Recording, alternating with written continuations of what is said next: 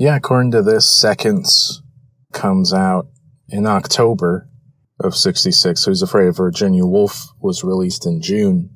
So, Who's Afraid of Virginia Woolf being the first film that's released with the disclaimer that it's for mature audiences and symbolically nullifying the Hays Code. It's starting to open the door. I forget the exact timeline, but I think it's in this year that they, revise the code and they say, we're going to do it differently. And it starts this process where in 68, you're going to get the MPAA and the actual rating system with the R rating and that stuff. Which, does that give people a sense of what they're about to see? Like, how did people determine what was going to be in the film? Like, was there any warnings before you saw the film?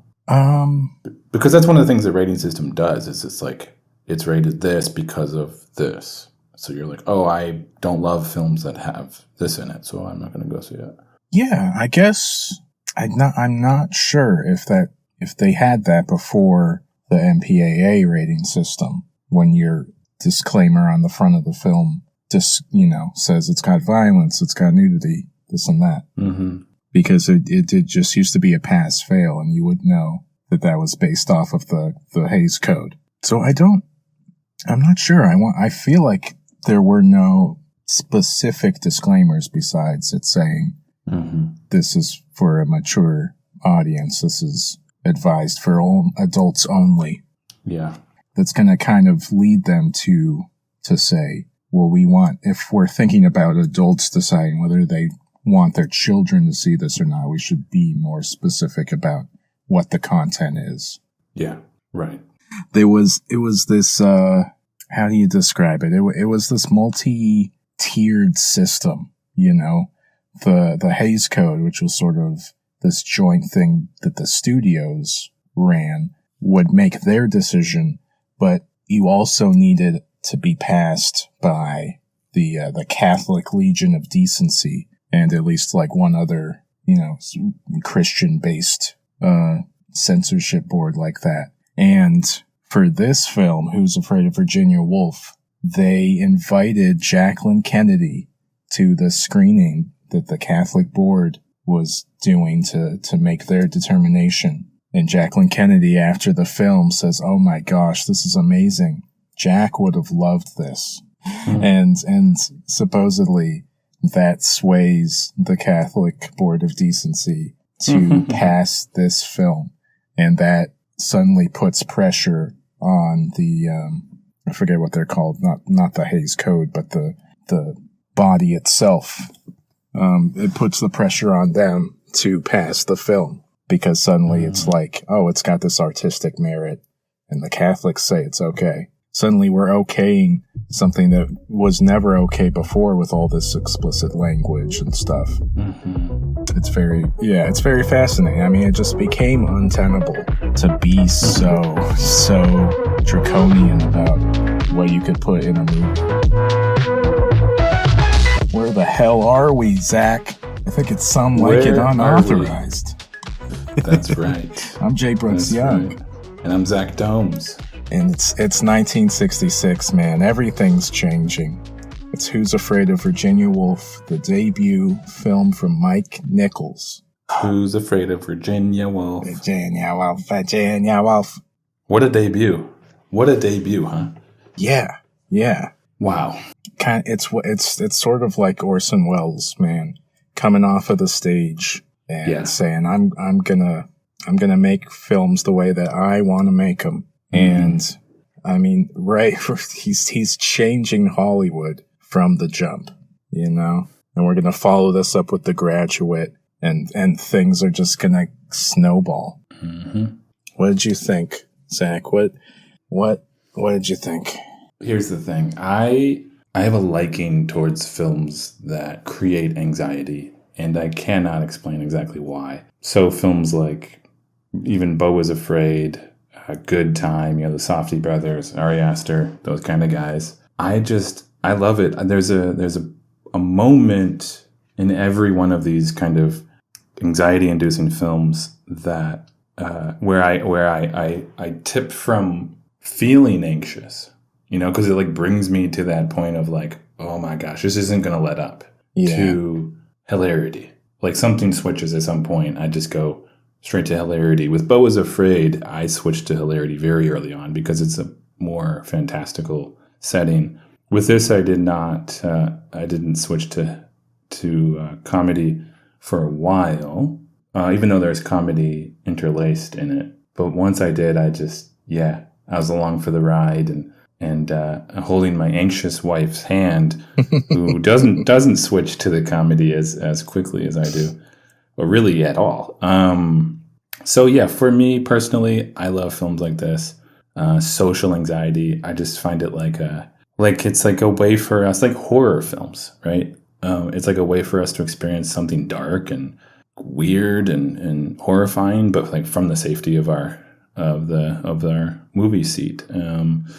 So yeah, on that aspect, I loved it. And then in terms of what it's doing, it doesn't make sense part of the time. You're trying to figure out what the hell is going on. What are they talking about? And so all of that is very fascinating. And you're just sort of, you're witnessing something, I think, really special and really, really new and refreshing in terms of cinematic history. Yeah. That's absolutely right. The experience of watching it, yeah, it's so sensorial.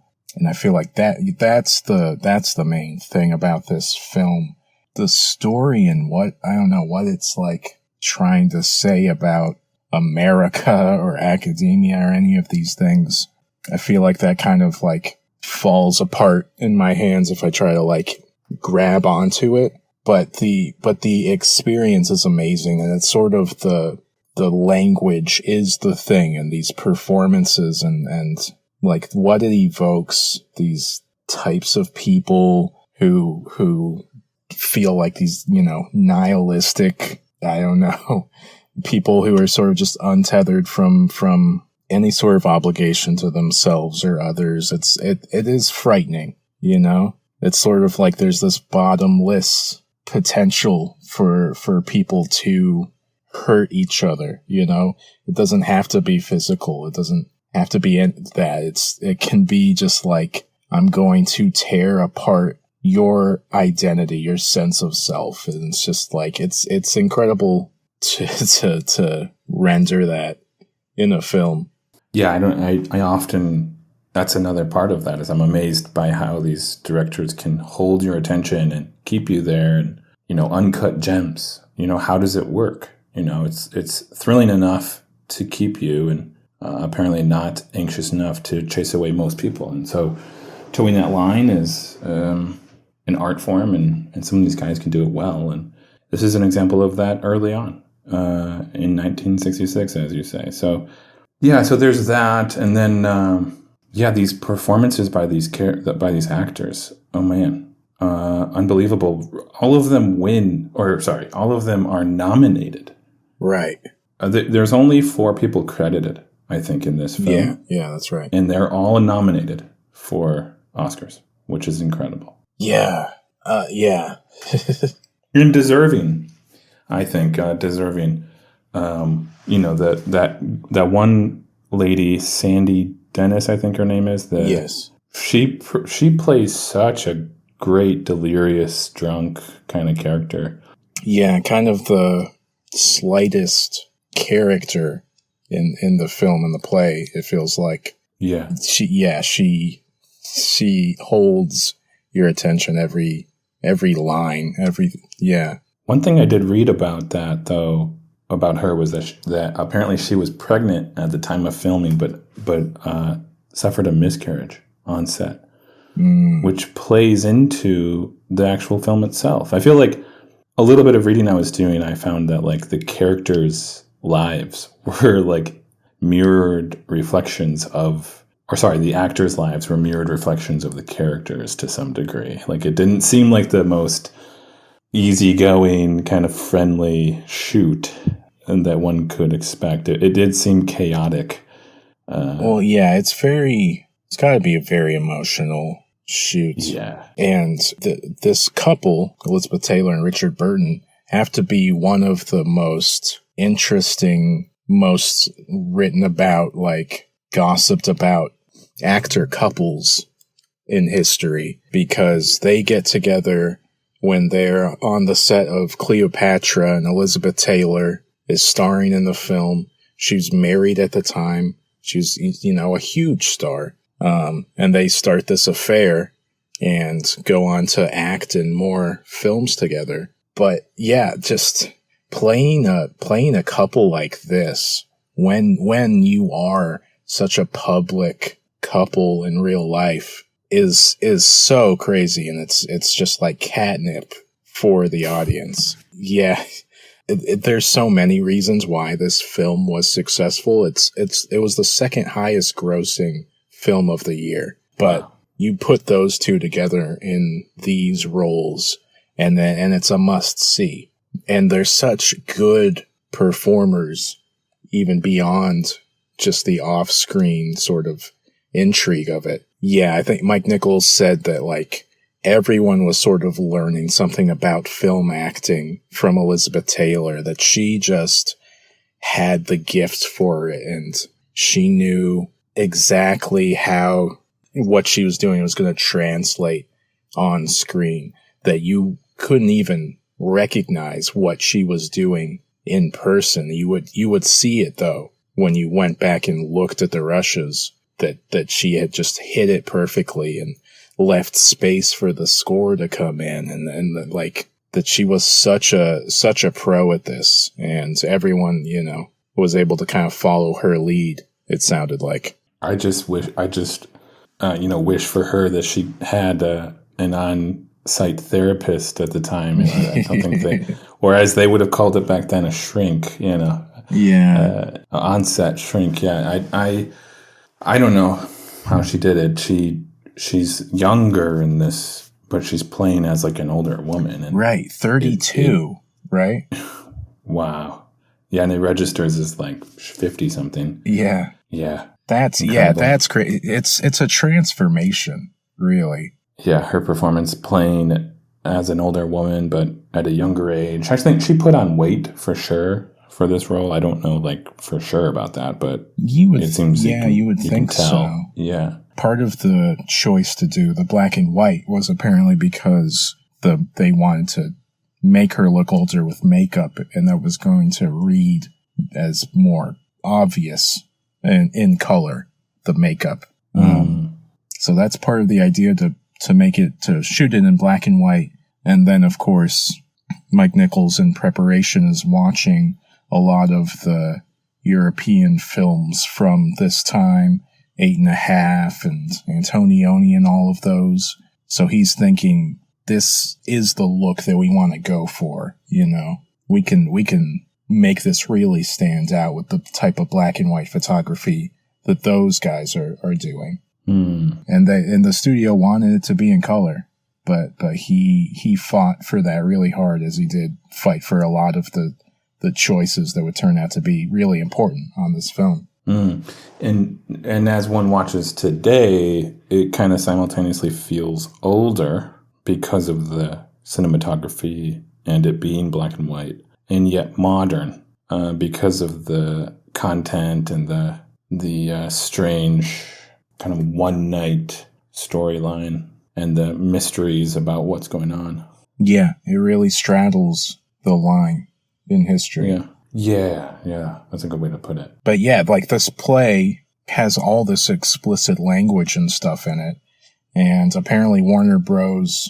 Options the play with the idea that we'll massage all the language out and we'll make this fit into the code, and it'll work well enough. And, we'll put Betty Davis in it, and, it'll be a perfectly fine hit. And they tap Ernest Lehman, who was this writer, and this is his first time producing, I believe, but he'd done a bunch of stuff, North by Northwest and West Side Story, I think. He was a really good script writer, but I guess he gets the idea to cast Elizabeth Taylor and Richard Burton, and they were friends with Mike Nichols, so they bring in him as a director. And yeah, I think Mike Nichols really takes kind of control of the production and says, we have to fight for as many words as we can to kind of like really make the Albee play translate and maintain the essence of it. They're going to fight. They end up fighting the censors on it, and they end up winning. And obviously, it's a terrific film. Besides being a financial success, like everyone sort of says, like, yeah, this. Why would you censor this? Why would you try to block this from release? And that's sort of the sentiment that's probably going to continue. Probably had started in the late 50s and will continue to be the case. These kind of questions about why, like, who made these rules? Like, where did these rules come from? Why are we still playing by them? When culture is changing, cinema should match that. Yeah. It was such a sort of preemptive self-censorship by the studios where they did not want to get into these fights with different cities and different states wanting to censor their stuff, The South wouldn't like certain things that, the New England cities would like, and you just don't want to deal with that. So we're going to make all our films really safe. And it's like, it couldn't stand. It's crazy that it did for as long as it did. Yeah, and it's kind of amazing that just thinking of rating and what films can show today, it's sort of amazing what some directors put in their movies that they're like, and they can be like popular movies that everybody's seen. And I sometimes think about that. I'm like, there are some movies that have gained such popularity and have kind of wild part in them. And that kind of means that like everybody has seen that crazy part of that movie. Like we've all experienced some of these really classic, kind of terrifying or grotesque or, intimate moments. It's like we all share these barring a few. No, there are some movies that bring us there, yeah.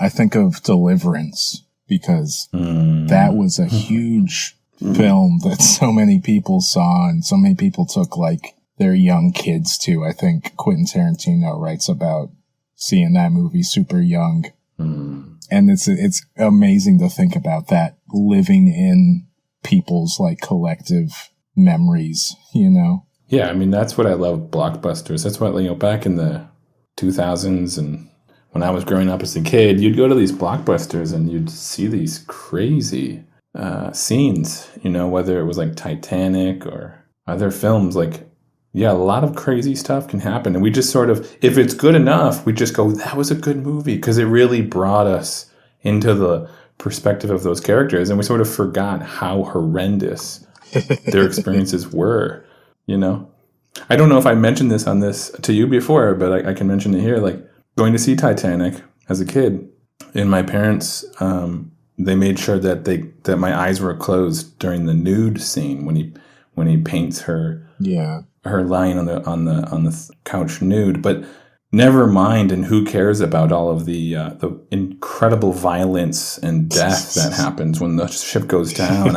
I remember there's a scene where there's an old couple in their hotel room on the ship, and they're just holding each other for dear life, going down as the water rises, killing them, drowning them on this ship. And I just thought that is horrendous. And I don't think a nude woman would have been that big of a deal in comparison. Yeah. But this is our culture. This is how we operate. So yeah,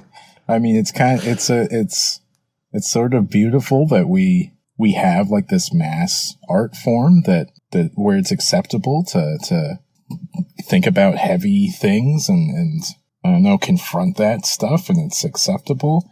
But it's also crazy that might be your first time like seriously considering death. Watching some harrowing Titanic scene or something. Yeah, right. What did you know about Mike Nichols before watching this? And I know you watched The Graduate recently for the first time too.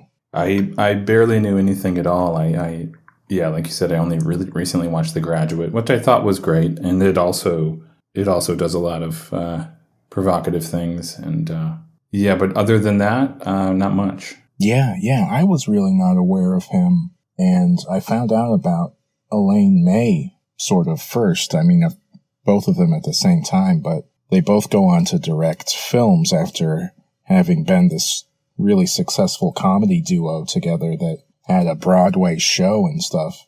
And she's had a real revival because all her films were always sort of like a huge fight against the studio to get made, and they would get, the releases would be very, very slight.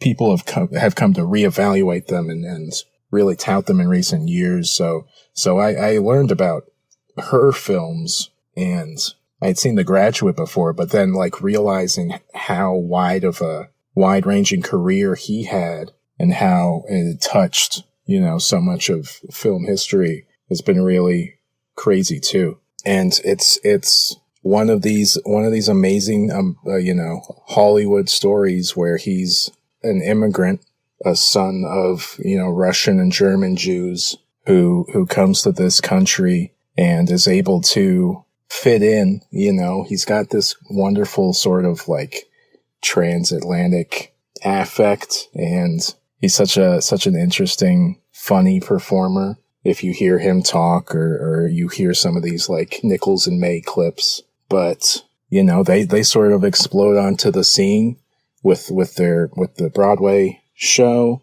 and it doesn't run very long before they kind of decide to do separate things, and he's directing a lot of plays and decides to move into directing films. And I think The Graduate he might have wanted to do first, but they had a lot of trouble kind of cracking the script and who the cast was going to be, and they got the chance to make Who's Afraid of Virginia Woolf first, which probably helps them kind of figure out what they want to do with The Graduate exactly. He's a very natural director. I mean, I think he won like, I don't know, a ton of Tonys back to back in the early 60s, directing a bunch of different plays. He does like Barefoot in the Park with Robert Redford, kind of like breaks Robert Redford's career and makes him a star. They're doing pre-production on Who's Afraid of Virginia Woolf while he's directing The Odd Couple, the original like play of it on Broadway. That's insane. Like that becomes like a huge cultural touchstone when they make the film. He's such a preternatural like entertainer and dramatist. The DP on this is Haskell Wexler, who shoots a lot of very important films, but this is pretty early on in his career. He'd done America for Elia Kazan, but I think the two of them together are, they're leaning towards that sort of that European look. They're not afraid to have some interesting flourishes where there's going to be like a POV shot, or they're going to shake the camera around when George and Martha are like fighting in the parking lot. Mm-hmm. It's really beautifully shot because I think Nichols has such a sense of what works on stage, and he'll have these shots where all four characters are in the frame and you get to see them all reacting to each other. And the way that he will focus on someone listening to someone else and letting you consider how, what's going on with these dynamics and how they're unfolding is really masterful, I think. Yeah, I'd agree. And it makes me think that in comparison to The Graduate, which is a different cinematographer, I think that cinematographer is an older cinematographer. He did Ben-Hur and some other films. And in The Graduate, there was some hints in it where the camera work was very strange. And there were times when it was great, but there was a couple times when it was past disorienting. Like it just felt wrong. Like it didn't feel like thought out. Like it felt like it was off in some way.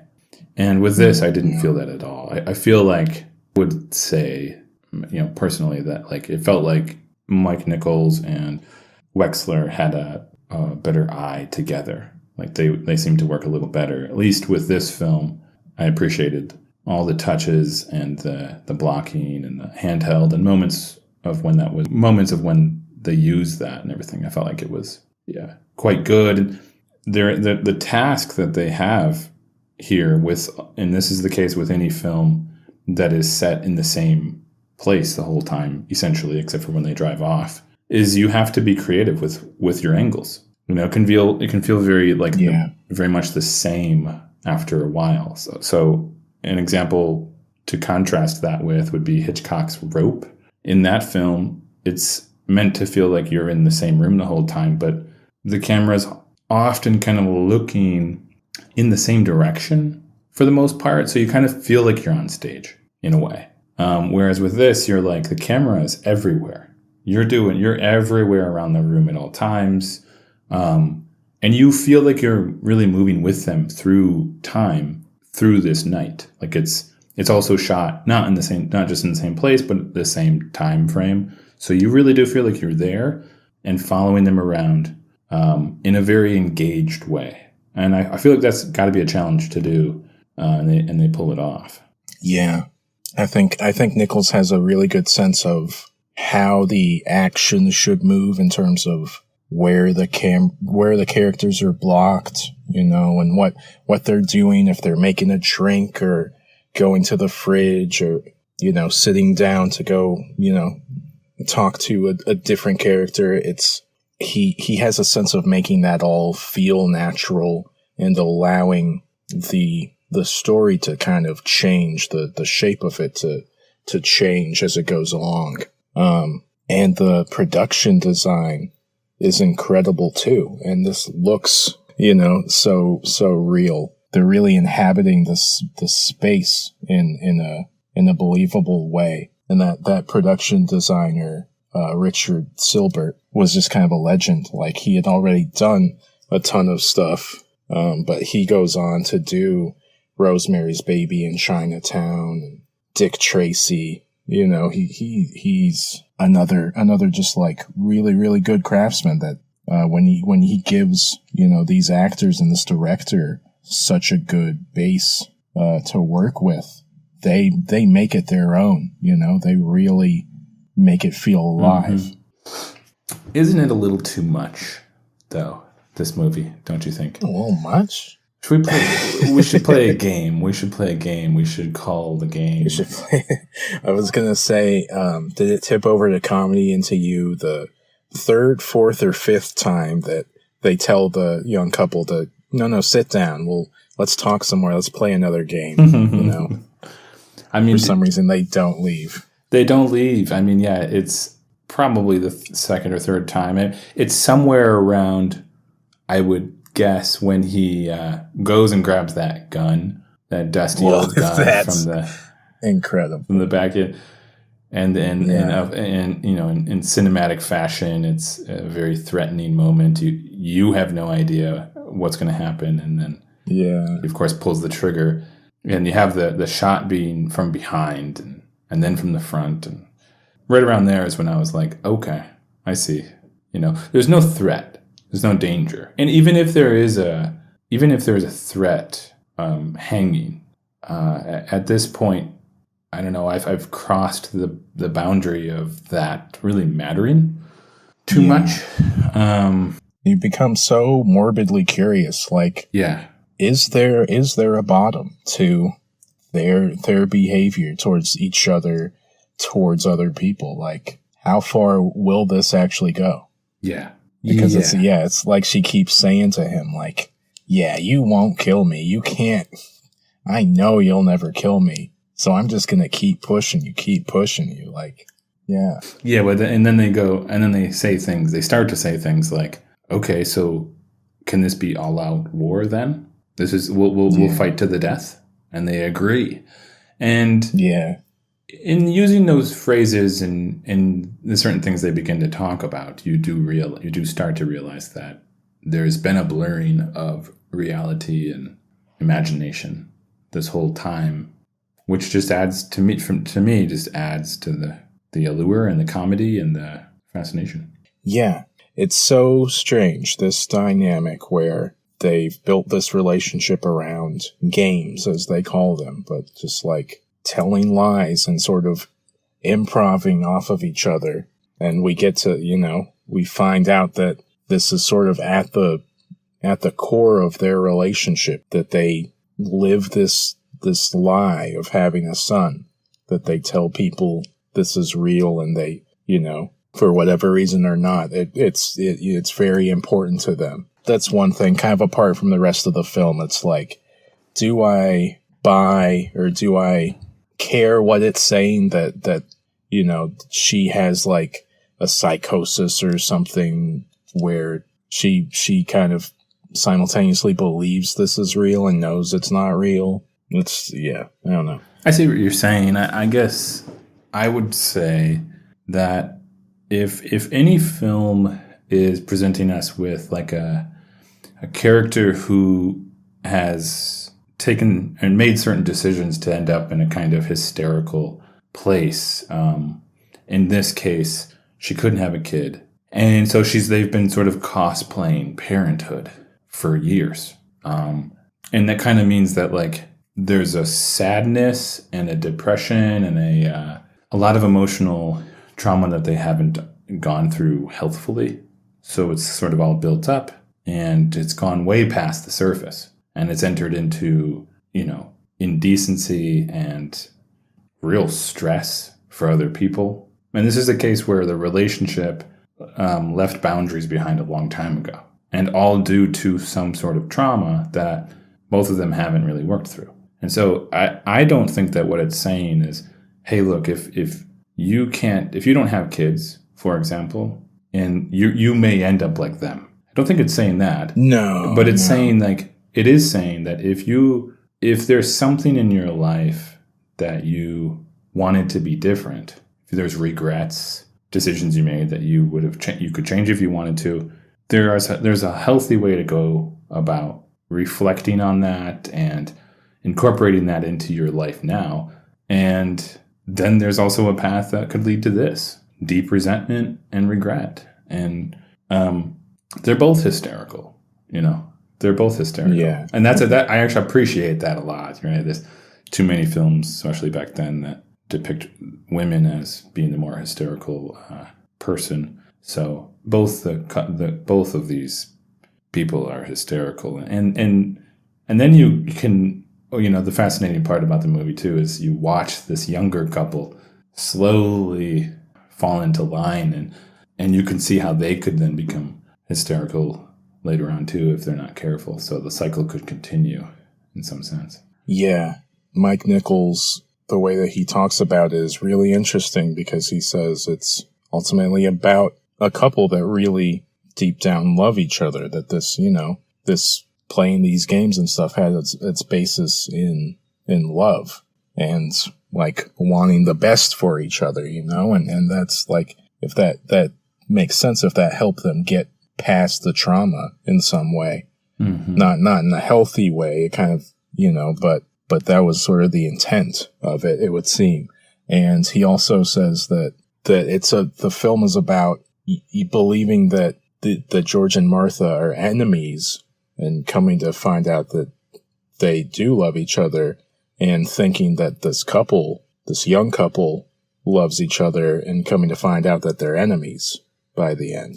That it flips, because he's going behind her back, the George Segal character, wants to sleep with other women and truly doesn't care about how his wife would feel or any of this, doesn't respect her, and that she is taking these contraceptives or whatever behind his back, doesn't want a baby, and or won't communicate that to him. So it's really interesting to see it in that perspective. And like you were saying about the sort of equal opportunity of them both being hysterical, I really love the way that they kind of get back at George Segal's character. That like when Elizabeth Taylor comes out in after she changes and she's got the low cut shirt and she's wearing pants now. These tight pants. Mm-hmm. She sits down with him, the George Sequel character, and starts objectifying him and asking him how much he weighs and, oh, you work out, you box, all this stuff. And I love that she kind of turns the tables and objectifies him, and that feels kind of subversive for the time. Mm-hmm. And then that after they hook up later on, that she starts the sort of game of, you're going to be my houseboy now, and you know, kind of ripping into him. It's so great. He doesn't get to be the victor just because he slept with her or whatever. He is, you know, he's going to be rendered just a hapless victim of their wrath by the end. I love that. Yeah, there's like you're falling into the wrong crowd there. Like these aren't people who you want to mess with. No. That I didn't like. I knew that was going on, but I didn't catch that, like, how funny it was that he thought that he was just being a pretty boy able to do what he wanted, but he just quickly, well, not quickly, but he eventually plays the part of a beta kind of guy and just grabs that pail and goes and answers the door for her. He throws a fit, but he eventually, surrenders to her order.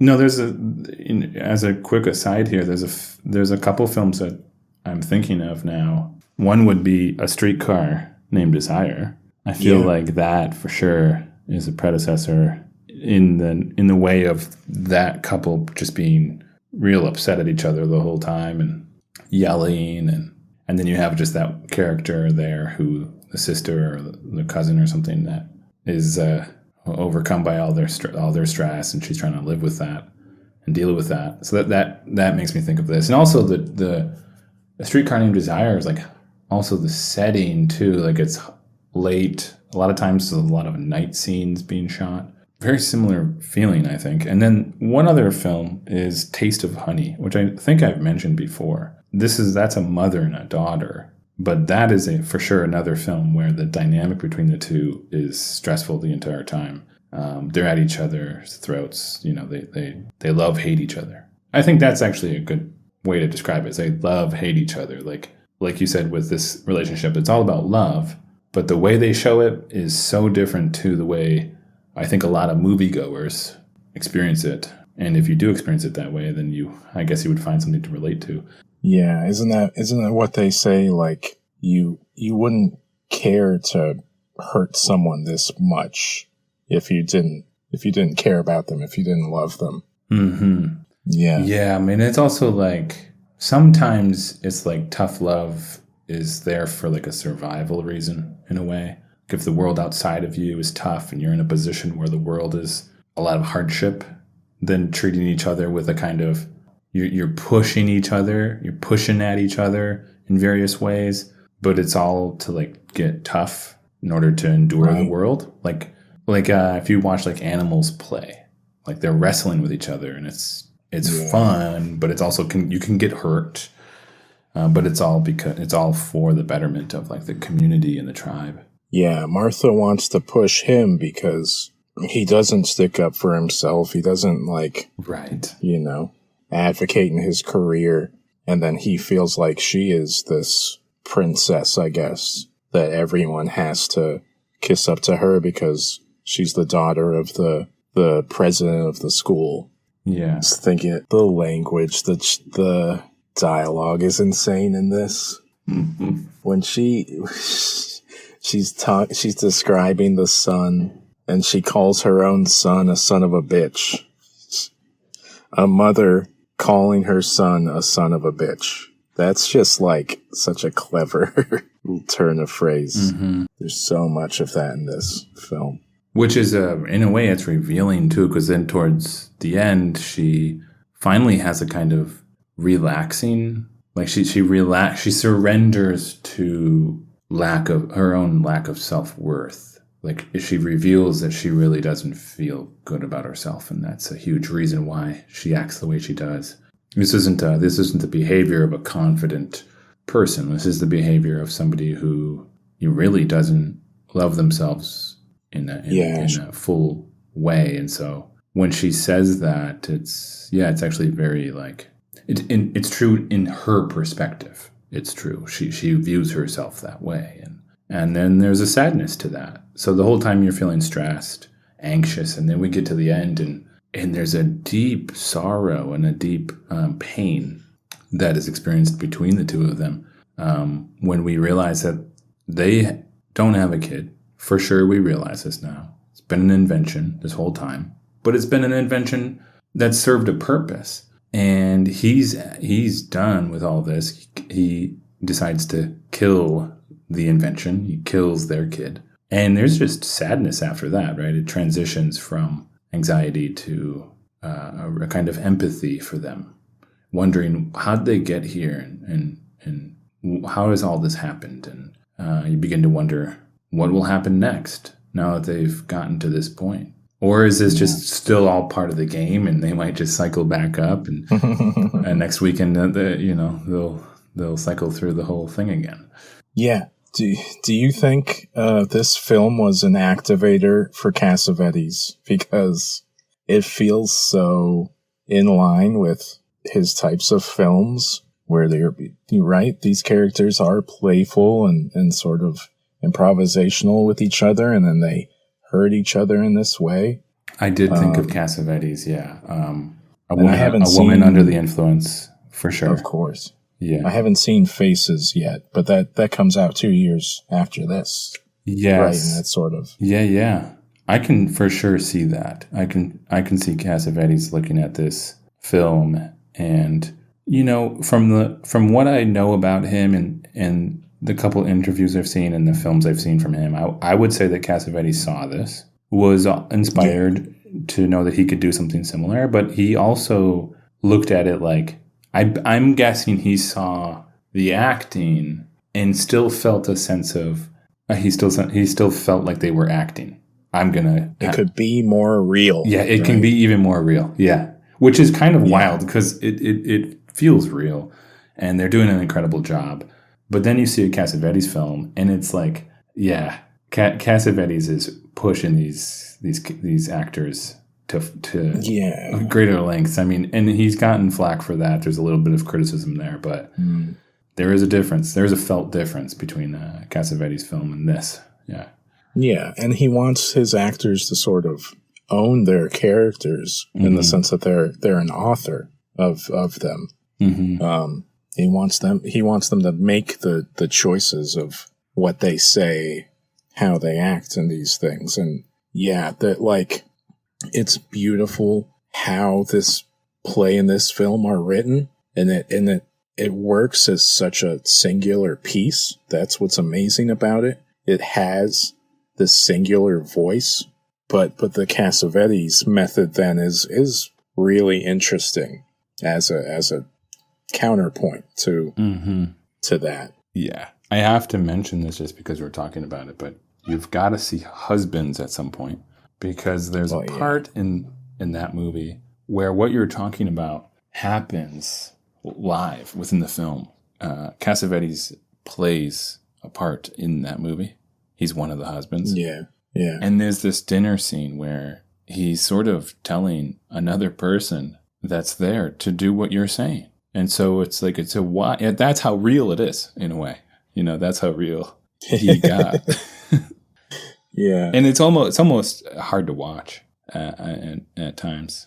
I mean, I do feel sometimes that I notice the sort of the improving, the yes-anding. That the characters are doing in his films. Yeah. So that makes sense that's there. Yeah, I think about that scene all the time, and it makes me wonder if Husbands, just for that scene alone, if Husbands is like my favorite of his, but it would really mostly be just for that one scene. This whole movie, Who's Afraid of Virginia Woolf? What a wild ride. I will say that in terms of the social anxiety and all that stuff, this is one that starts off right away, right? What a dump, she says in the beginning, and it doesn't let up. It feels that way almost the entire time. and yet you're glued to the seat. You can't leave. Fascinating film. And full of, I was going to ask, it's full of lore. And I'm just curious your thoughts. This isn't an answer that you could give, or this isn't like something that there's an answer to, but isn't it amazing how some films just end up having all this lore around them? Like somehow this film, with the rating system, being a new director, how was this film going to get made? The actors that were on set being strange, often chaotic, kind of not showing up to set on time, all these things. And like, then there's some films that are they're good films, and they're not like that interesting to read about. There's not as much lore. And then there's films like this. It's like ridiculous. There's like, and you can write a huge book on just this film alone. Yeah. Just well, I've been reading Pictures at a Revolution by Mark Harris, which isn't even explicitly supposed to be about this film. It's about The Graduate and the other 4 films that were nominated for Best Picture the year after. But just the sections talking about this film are incredibly interesting. It's crazy. It's you can't control for it because so many things are going on, so many different moving pieces, and they had no way to know that they would really be able to get this past the censors, They, for a million different things, like stuff lined up, and it worked out, and it was a success, and it, had a knock-on effect on so many different things in history. Mm-hmm. Okay, here's another question then for you. How soon did people realize that this movie would acquire that kind of lore around it? Like, did they realize pretty quickly that this movie was special and for all these reasons, or did it take some time? And I ask that because I'm like, what's the last movie that we could say that about that was made? Like, what's the most recent film that we could be like, this movie this had so much going on around it, not just within it, but there was so much happening outside. Well, this is such a high bar, Yeah.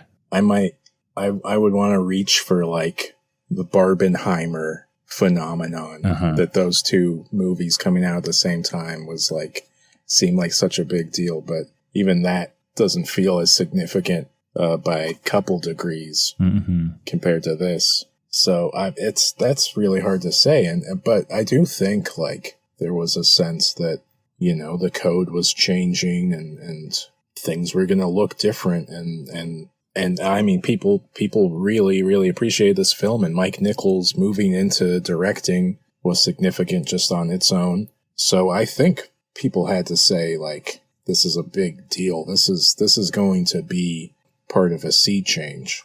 And that's sort of, I think that reflects in all of the kind of Oscar nominations and stuff. It doesn't win Best Picture, but I believe very anomalously in this year, there are only 2 Best Director nominations for Mike Nichols and the winner of Best Director and Best Picture, Fred Zinnemann, for A Man for All Seasons. Really? So, yeah. I don't understand how that's possible. Yeah. I don't know if on your ballot at that time you could only write in 1 director. So maybe just it was a 50-50 split for nominating. Like people only wrote in those 2. I'm not sure.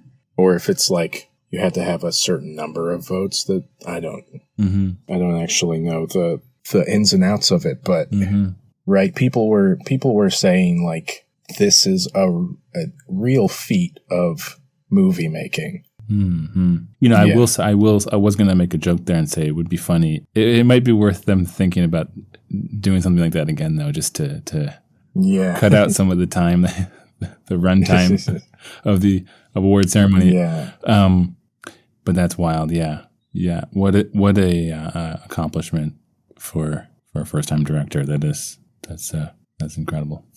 I think talking about the lore, talking about the experience of it, just to the acting and some of the stunning scenes and things like that is, to me, that does it justice, because even just describing the storyline and things like that is, I don't know, it's worth, if you haven't seen it, it's worth watching and just finding out how this couple get at each other, invent some crazy story, and then realize that this story has just been the absolute most burdensome thing between them that there could possibly be. Though if it didn't exist, what would they be? So yeah, it makes you think, makes you wonder, and it's a fucking crazy film. So yeah, it's like a good piece of theater. It's just really singular as a film. Yeah, I can't imagine watching this in theater. That'd be a whole different experience. I don't know, but it'd be fun though. Yeah.